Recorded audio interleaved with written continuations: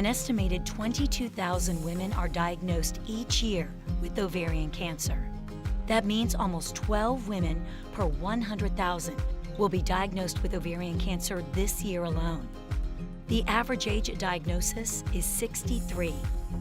Of those 22,000 diagnosed, 1,200 women will be under the age of 35. 300 of those under the age of 21. Here are two of them.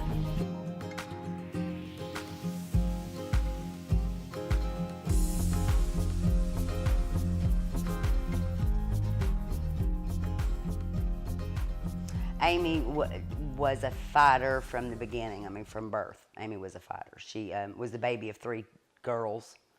I was a single mom for 20 years, so Amy fought her way to the top, you know. This was Amy's present to the family. Yes. It was family photos. She wanted us to have pictures. Good pictures. All of us together. Loved people. Always reaching out to what we refer to as the underdog. I was diagnosed with stage 3C ovarian cancer at the age of 20. She was 20 years old. She was looking into college, trying to start a new life, you know, a new era in life, right after high school.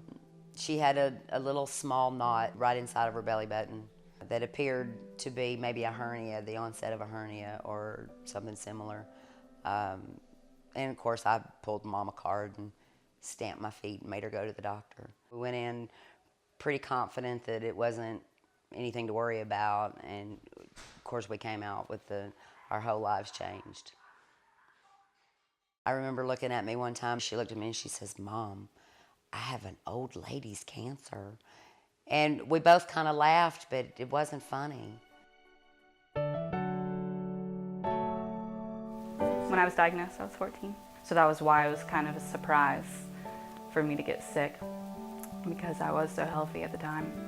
So yeah, that was the summer before I started high school. So by the time I had started treatment, I was, you know, going to high school bald. Yeah, I remember we got those hats with the Mickey ears on them, and yours like looked so good because just because your little bald head was so cute. Maddie and I met in the 1st grade, and we weren't even in the same class. I don't remember how we met. That was fun. I loved your pixie hair. Really? I liked the mohawk phase.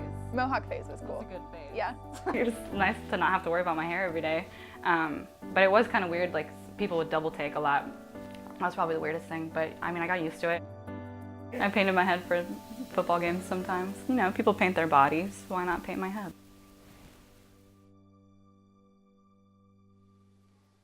Amy had an outer beauty that can't be denied, but she had an inner beauty that was out of this world. We just said them now. They're on. I have them on Facebook. Who is this one? This is like Kim Kardashian. This was Yeah. We first found out she had cancer, and she started playing with her hair. You know, when she modeled, she set out to model, and she was going to do it. And it's a small town in Jasper. You don't have a whole lot of big opportunity here, so she reached out to photographers, and she started modeling right before she was diagnosed, and then she modeled her entire journey. Amy's favorite quote was, "Mama, I'm just gonna wrap a teal ribbon around it and call this thing beautiful." And she did. My mom was definitely my greatest caretaker. She was the one that forced me to eat when I didn't want to eat. And well, I'm gonna get emotional talking about my mom. Didn't expect that. It's okay. So many people were there for me. It's a really good opportunity to see what you're grateful for and who you're grateful for. Amy was positive. She was positive before her diagnosis. She was positive during her diagnosis. And she left a positive mark on the hearts of people that knew her. Well, anything to spread awareness for ovarian cancer is a great cause. I'm now 22 and I'm still fighting. That was March of 2013. Amy left this world as we know it in December of 2013. In September, I will be a 7-year survivor of ovarian cancer. I just want to help make whatever impact I can. So that's what I'm going to school for, to see what I can do.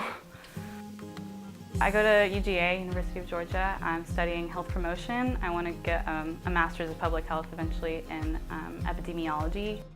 This summer, I have an awesome opportunity to do cancer research in Croatia. I'm studying abroad there for a month in May. I want to do field epidemiology, so that's whenever there's a disease outbreak, I will be sent out to do the research and to find out what we can do to improve the situation.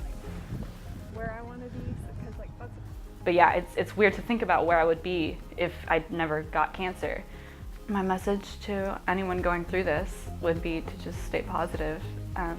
It seems like it's the worst thing that can happen, but it's not. It doesn't have to be. We all have our downfalls, and it's easy to see the negative in people. Be good at finding the positive in people. And really just keep fighting, because there's so much to fight for. Know the risks. Know the symptoms. The life you save may be someone you love. For more information, visit gaovariancancer.org or call the GOCA office at 404-255-1337.